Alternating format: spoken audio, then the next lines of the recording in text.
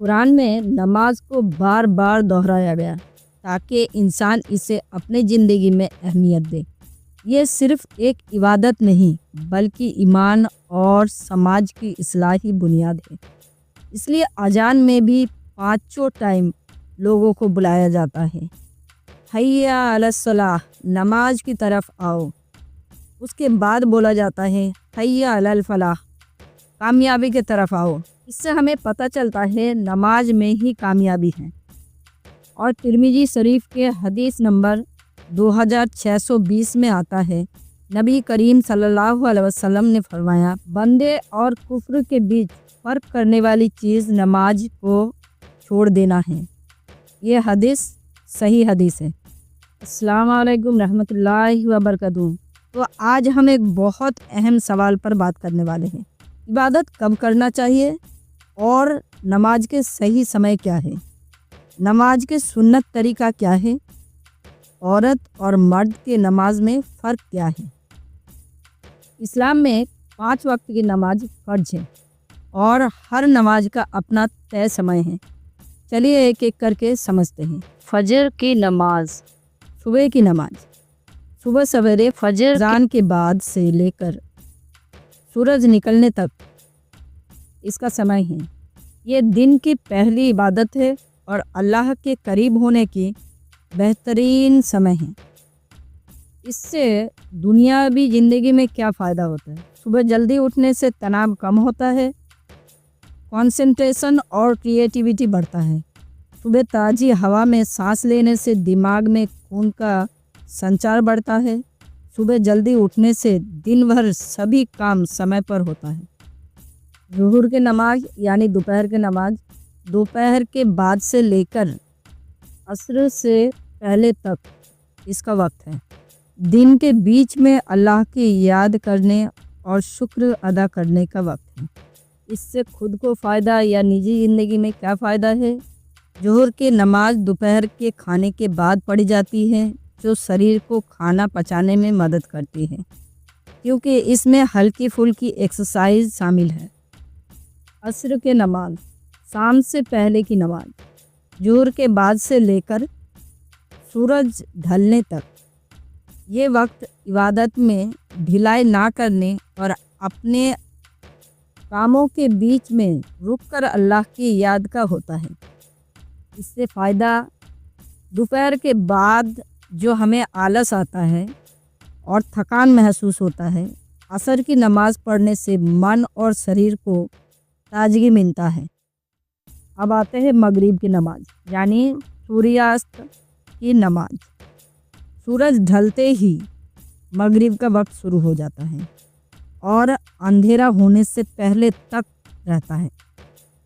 یہ سورج ڈھلنے کے بعد کی پہلی عبادت ہے جو دن کے ختم ہونے کی احساس دلاتی ہے۔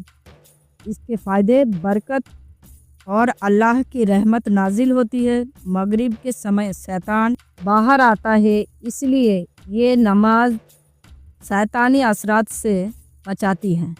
آخر میں آتا ہے عشاء کی نماز یعنی رات کی نماز۔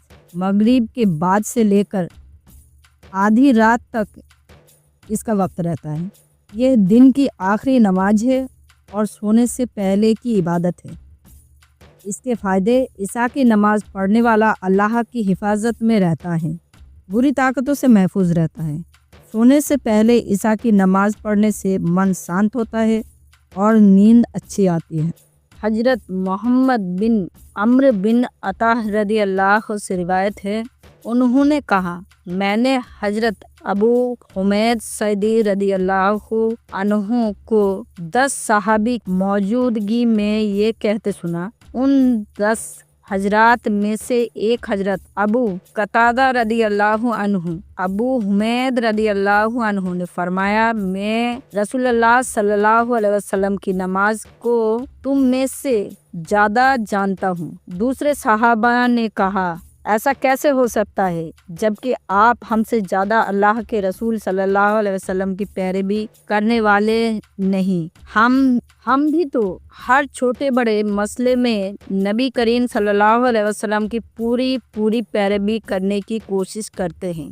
ना तुम्हें सबसे पहले नबी करीम सल्लल्लाहु अलैहि वसल्लम की हम नशीनी का शर्फ हासिल हुआ। अबू हुमैद रदियल्लाहु अन्हु ने कहा, जी हाँ, इसके बावजूद बात यह है। उन हजरात ने कहा, तब बयान कीजिए। नमाज के जो सुन्नत तरीके हैं एक कार्टून के जरिए दर्शाया जा रहा है, ध्यान से देखिए। उन्होंने कहा, रसूलुल्लाह सल्लल्लाहु अलैहि वसल्लम नमाज के लिए खड़े होते तो तकबीर कहते थे, फिर अपने दोनों हाथ इतने बुलंद करते कि कंधे के बराबर उठा लेते और हाथ बांधकर खड़े होते तो आप सल्लल्लाहु अलैहि वसल्लम का हर अंग अपने अपने मकाम पर ठहर जाता, मतलब बिना जरूरत हरकत ना करते। फिर किरात करते, फिर अल्लाहु अकबर कहते और अपने हाथ बुलंद करते, यहाँ तक कि कंधों के बराबर उठा लेते। फिर रुकू करते और अपने हाथ घुटनों पर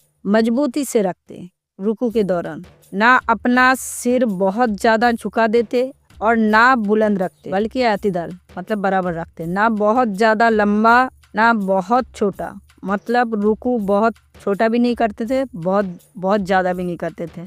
से रुकू करते, फिर समी अल्लाहु लिमन हमिदा कहते और अपने हाथ उठाते यहाँ तक कि उन्हें कंधे के बराबर बुलंद कर लेते और सीधे खड़े हो जाते, यहाँ तक कि हर हड्डी अपनी जगह ठहर जाती। फिर जमीन की तरफ झुकते और सजदे के दौरान में अपने हाथ को पहलुओं से जुदा रखते। फिर सिर उठाते और अपने बाएं पाँव को मोड़कर उस पर बैठ जाते। जब सजदा करते तो पाँव की उंगलियों को जमीन पर लगाते, फिर सजदा करते। फिर अल्लाहु अकबर कहकर अपने बाएं पाँव पर बैठ जाते, यहाँ तक कि हर हड्डी अपनी जगह पर आ जाती। फिर खड़े होते और दूसरी रकात में भी इसी तरह तमाम रकात अदा करते। फिर जब 2 रकातें पढ़कर तीसरी रकात के लिए खड़े होते तो अपने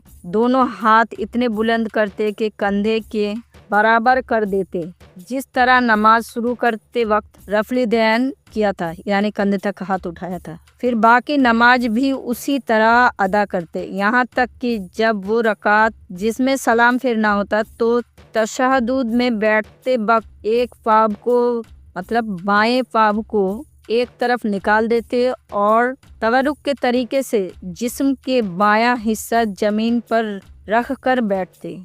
हाजिरीन ने कहा, आपने सच कहा, अल्लाह के रसूल सल्लल्लाहु अलैहि वसल्लम इस तरह नमाज पढ़ते थे। ये सुनन इब्ने माजा में 1061 नंबर हदीस है और भी स्क्रीन पे जो दिख रहा है इतने सारे हदीसों में नमाज के तरीके हैं, छोटे छोटे हिस्सों में। तो आप लोग भी कोशिश करिए सुन्नत तरीके से नमाज पढ़ने की, अल्लाह के नबी की जैसे। अल्लाह के नबी ने फरमाया, मुझे जैसे नमाज पढ़ते देखो उसी तरीके से नमाज पढ़ो। इसका मतलब मर्द और औरत की नमाज अलग नहीं है, एक ही तरीके की नमाज पढ़नी चाहिए।